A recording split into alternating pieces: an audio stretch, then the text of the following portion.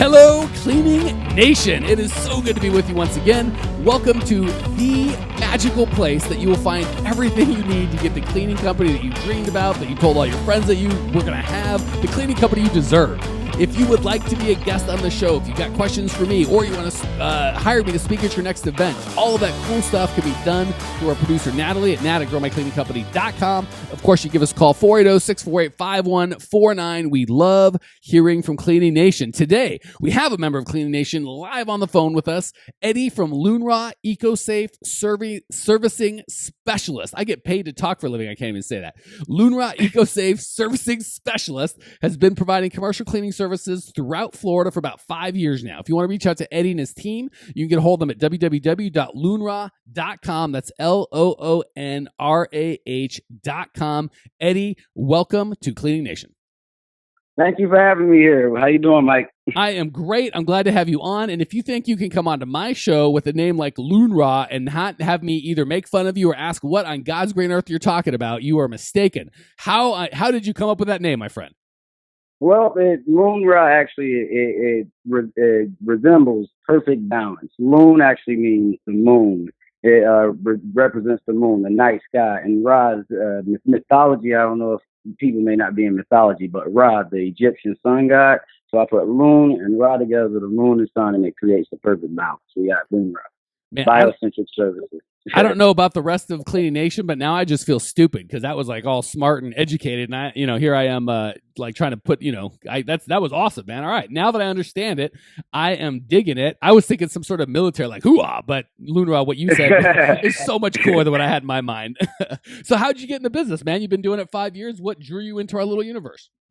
Oh man, I had actually a career with the government, and of course, sometimes with careers it can be very time consuming. Schedules change, and man, I needed to find something that would fulfill my my dream of spending time with my family, as well as supplementing my income. Of course, you can't just quit a job with no income. So I started reading books, as I had when I was doing my career, I started reading books to broaden my perspective, my general knowledge. And I saw that, there were other opportunities, and I read a Rich Dad book, Rich Dad, Poor Dad, and that led to me searching to purchase a business. And I ran across a franchise opportunity that was available, and I purchased a franchise opportunity. Of course, I would recommend anybody before purchasing a franchise to read, do your due diligence. I would recommend the book Buying and Selling a Business by Garrett Sutton. But long story short, I actually purchased a franchise, and I did that for about, 4.5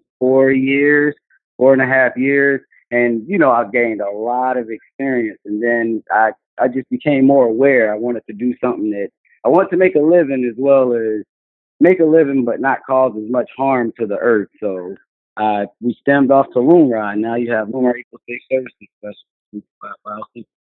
Services. Man, that is awesome. So you got wife, kids, or is it just you? I got a wife and kids, man. Wife, 3 kids. All right, so you're not fooling around. You actually got to work for a living. This isn't just for beer money. We got responsibility. No, I gotta. If I quit this, I gotta have something to take care of them.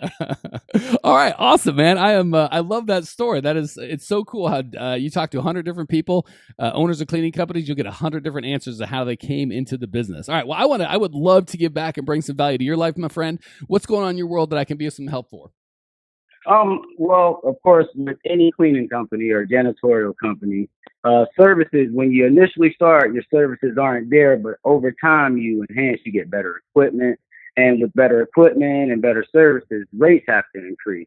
I just wanted to know, how do you go about increasing the rates to your customers, and what type of relationship is important in the process?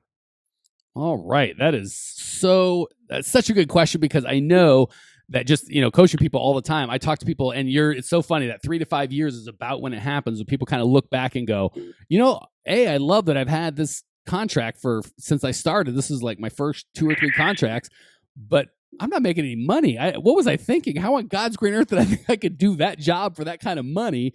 But then you feel bad because they're your first customer. They always pay it on time. They love you. They're nice. Am I picking up what you're laying down, or am I missing? Man, you're hitting it 100%. Keep going. You're hitting it 100%. You may be able to tell I've heard that more than once from more than one different cleaner.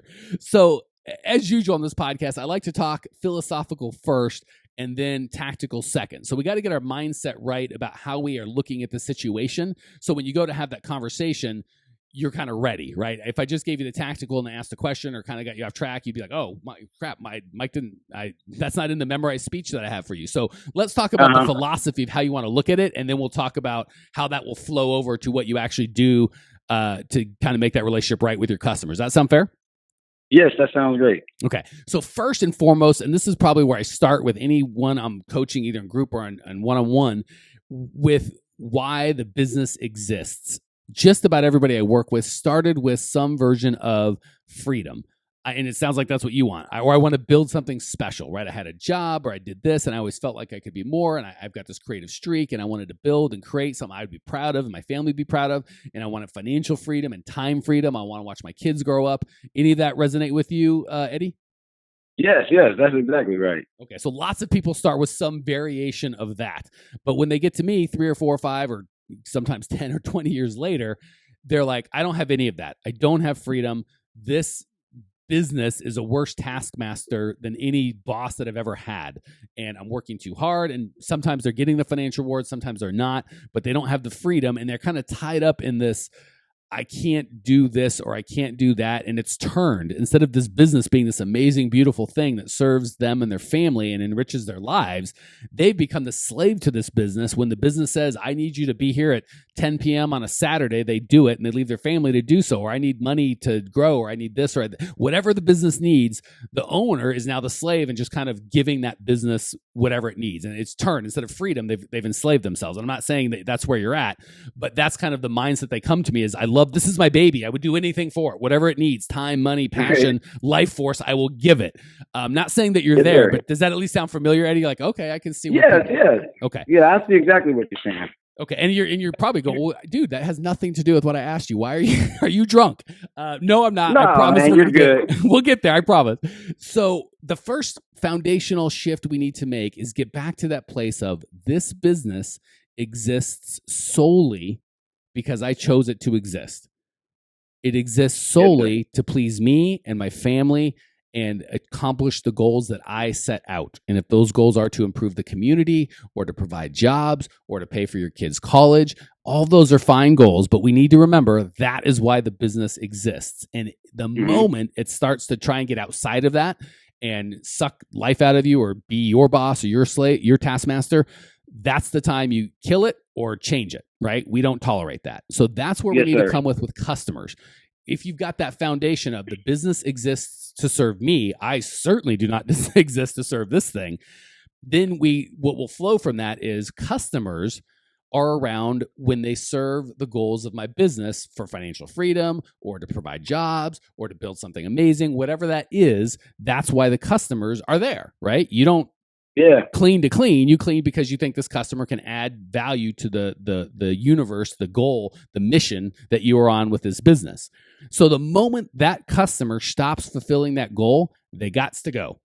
So okay, I follow you. If they don't pay, right, you're constantly begging for your own money and they won't pay or they're late, not so good. If they're berating or screaming at your customer, or your employees, or calling them names or treating you poorly in a way that doesn't fit with the freedom that you got into this business for, they gotta go. If they're not paying as much money as they should be, right? If they're not profitable, if you're I'll get cleaners that'll send me when I start working one-on-one, and I have them send over their customer list of like, hey, what's it cost you to do, how many hours does it take? What are you billing? I'll find 10-15% of the customers that they're literally writing a check for the privilege to clean. And they're like, oh, I can't fire, fill in the name of either the household or the company. I can't fire Eddie. I've been cleaning his house for years and he's the nicest guy in the world. Of course he's nice. You're paying him to clean his dang house. Of course he's going to be nice. So first and foremost, we got to understand they're not customers if you're paying for the privilege to clean their place. They're not customers. It's a job. That's not what you signed up for. So before you have any of this conversation, you're going to go in with that mindset of, the business is here to serve me and the customers are here to serve the goal of the business. If we're not a good fit, that's okay. It's totally fine. You don't owe them cleaning their job forever at slave wages. You just don't. So that's where I want you Okay. to come to, not just you, but Clean Nation, to come to that, not angry or pissed off because it's your fault. You didn't charge the right amount. They're paying whatever you ask. So not angry or confrontational, but just with that confidence of, if this isn't a good fit, it's not a good fit, and that's okay. Is that a fair, are you following me so far, Eddie? Yeah. I understand what you're saying, man. Okay, cool. So, okay, with that said, with commercial, I like going face to face. With residential, if you've got to do 100 or change a bunch of prices, you can think about email or phone. But generally, commercial, fewer accounts, larger dollar amounts. It makes sense going face to face. So, is that something you're comfortable going to have a conversation with your customer on? Oh yeah, of course, yes. Okay, cool. So the way I would go to them is first and foremost, I always want to have every conversation with my customer around their pain, right? We've talked about this in other episodes. I'll try and link to some in the show notes page, but it's always, the worst way to try and get a job is you have a dirty toilet. It'll take 20 hours for someone to clean this place every week. I'll get I'll get people to come put that 20 hours in. You'll give me money. That's super low wage work. High wage work is, tell me about the pain that you have. What pain in your life can I solve? How can I improve your life? How is this facility management process making your life difficult or hard, and how can I solve that problem for you? So that's ideally where you want to be at the beginning, and that's where you want to come to again. So you're going to come to them and have a conversation. First of all, how have we been doing? How are we? When we started, we said we were going to solve this pain. You told me that people would come by, the VP would come by and the place would look shabby and you were embarrassed. You thought you were going to lose your job, and customers complain, and whatever pain that you talked about, hopefully that are we solving that pain for you? And when you start with that conversation, you're getting one of two answers. One is no, and the other is yes. If the answer is no, you got to back it up and go, whoa, we got to fix that first, right? Because until you're confident that you're able to solve that problem, doesn't matter what you charge, it's not worth it if you can't solve their pain.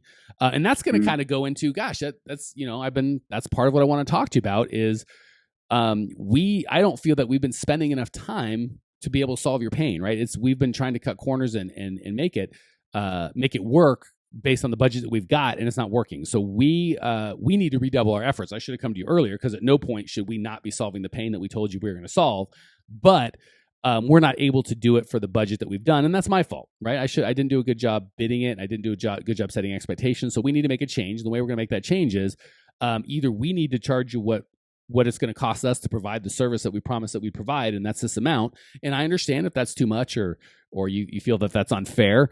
And someone else can provide that service, and get it done for you at a cheaper price. We understand, but this is what it's going to take for us to do that. And in exchange, we're going to start doing a good job for you. You got to make sure that you're delivering the goods. You can't raise prices and not have them be happy. So that's how I do that conversation. If they're not happy, if they are happy with the service, you go, fantastic. I'm so excited. Here's the problem. We really, really, really want to make sure that all of our customers are happy. We don't want any customers that are happy. The problem is we didn't bid this right. I made a mistake. And I probably should have come and talked to you about it a lot earlier, but because I want to do the right thing by my customers always, I wanted to wait until it was kind of an emergency. And quite frankly, it's an emergency. We're just not getting paid enough to provide the service that you want. So here's the new pricing, and same conversation you had before. Like, this is what it's going to cost for us to provide the result that we told you that we'd provide. And those pricing were there before, and maybe I made a mistake. Maybe minimum wage has gone up. Maybe things have just got more expensive.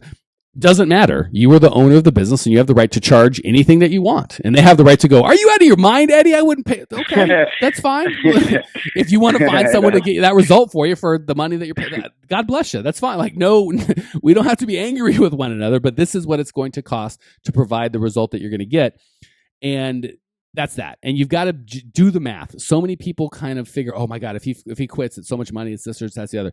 Do the math. I promise you, if you're not making any money, you don't care if they quit, right? Because if they're barely paying the profit and overhead, if you're making $1,000 a month and your payroll's $900, it's costing you money to do that job. So if they quit, God bless you. You just got a raise, and you have to do 10% less work every month, or whatever percentage of your world they are. So that's how I'd approach it. But the tactical, what you say, isn't as important as the foundation of the business exists to serve you, not you to serve it. The customers are only there to further the goals of your company.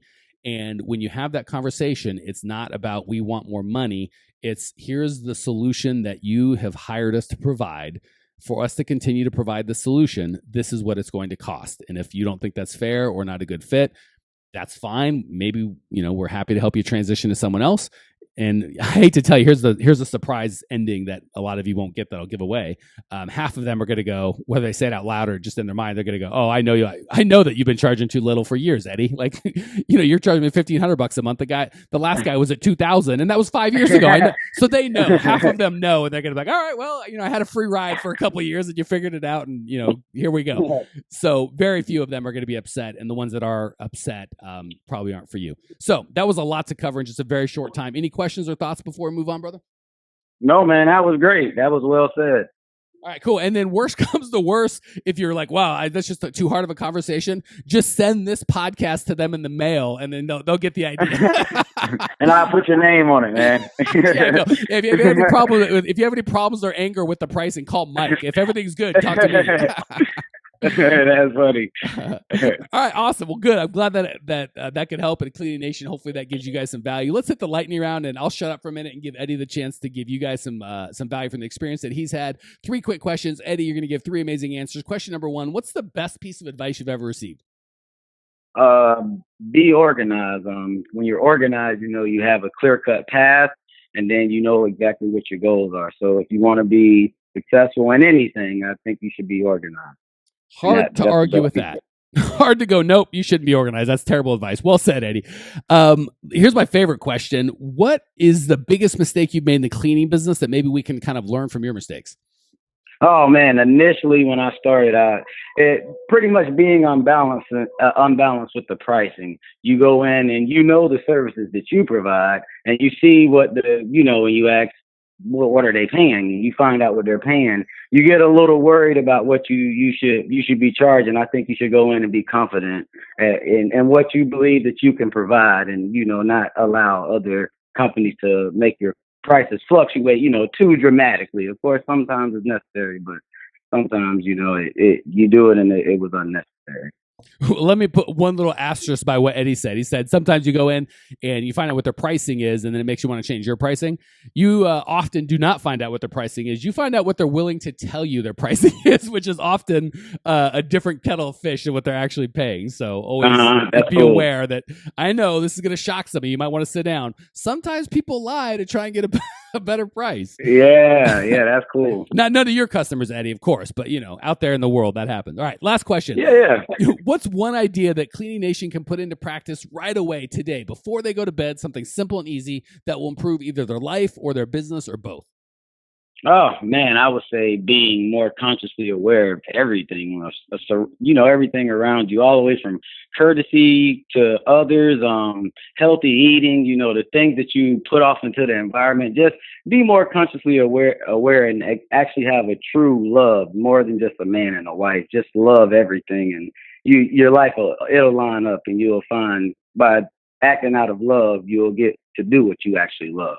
Man, Eddie is so smart and philosophical, making me feel like a dunce. But that's good stuff, Eddie. I love it. Thank you so much for joining us. Thank you for sharing your passion, your desire to grow. I appreciate you. I know that Cleaning Nation is loving you. If you want to check out Eddie's show notes page and discover everything you need to grow your cleaning company, it's all growmycleaningcompany.com. Tons of free resources. Leave your questions, your comments, your rude remarks. I will see you there. Congratulations! You are now 16% smarter. Still can't get enough cleaning goodness? Go to www.growmycleaningcompany.com for more of the good stuff. Ever want to be rich and famous? Owners of cleaning companies, as well as industry experts, can apply to be featured on the show by emailing our producer Natalie at support@growmycleaningcompany.com. Until then, don't miss out on all the latest cleaning industry lovin' at www.growmycleaningcompany.com. Check it out now.